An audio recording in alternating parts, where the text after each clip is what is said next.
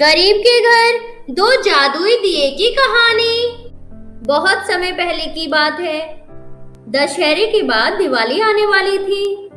पूरा गांव दिवाली की तैयारियों में लगा हुआ था। उसी गांव में दो गरीब बहनें शिवानी और शालिनी रहती थी। दोनों बहनें ही एक दूसरे का सहारा थी, क्योंकि उनके माता पिता उन्हें बचपन में ही छोड़कर स्वर्ग चले गए थे। शिवानी शालिनी की बड़ी बहन थी। शिवानी एक पार्लर की दुकान पर काम किया करती थी और शालिनी एक डॉक्टर बनना चाहती थी, इसलिए वो एक रेस्टोरेंट में काम करके कुछ पैसे कमा लेती थी। दोनों बहनें भगवान में बहुत विश्वास रखती थी। रेस्टोरेंट में काम करके शालिनी को जितने भी पैसे मिलते थे वो सीधा जाकर शिवानी को दे देती थी। ये लो दीदी, मेरी इस महीने की कमाई है।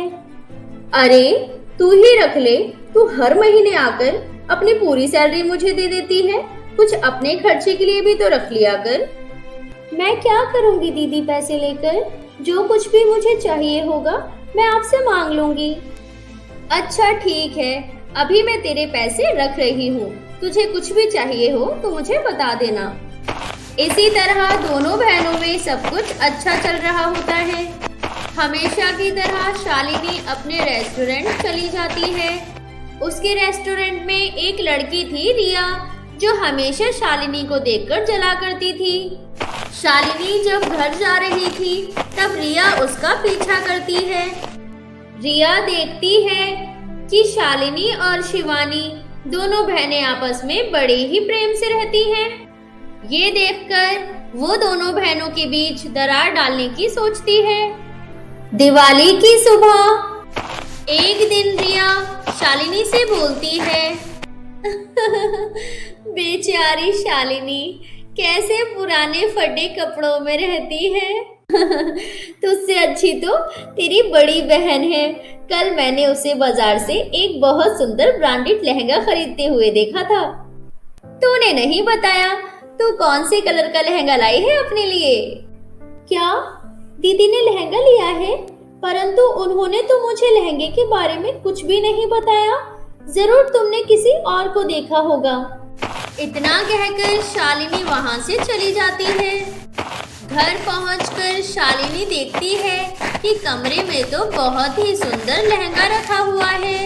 अरे जरूर ये वही लहंगा है जिसके बारे में मुझे जानवी बता रही थी।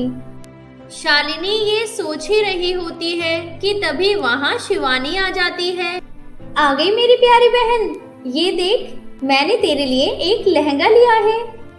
नहीं दीदी, मुझे कोई लहंगा नहीं पहनना, आप झूठ बोल रही हैं। आपने ये लहंगा मेरे लिए नहीं लिया।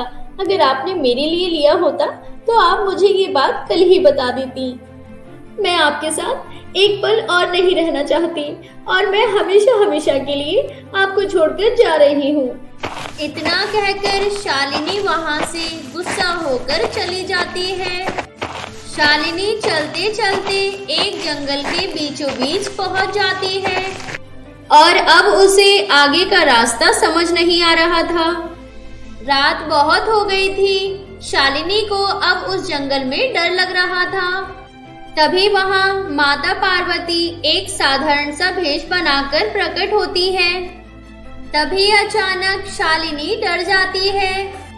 बेटी, तुम इस सुनसान जंगल में क्या कर रही हो? अगर रात को तुम्हें कोई जंगली जानवर नुकसान पहुंचाएगा तो तुम क्या करोगी? माफ करना अम्मा, लेकिन मेरे पास रहने के लिए अब कोई घर नहीं है। और इस तरह शालिनी माता पार्वती को अपनी पूरी कहानी सुनाती है। ये सब सुनने के बाद माता पार्वती अपनी शक्तियों से देखती हैं और सारी बातें समझती हैं। बेटी, ये सारी करतूत रिया की है।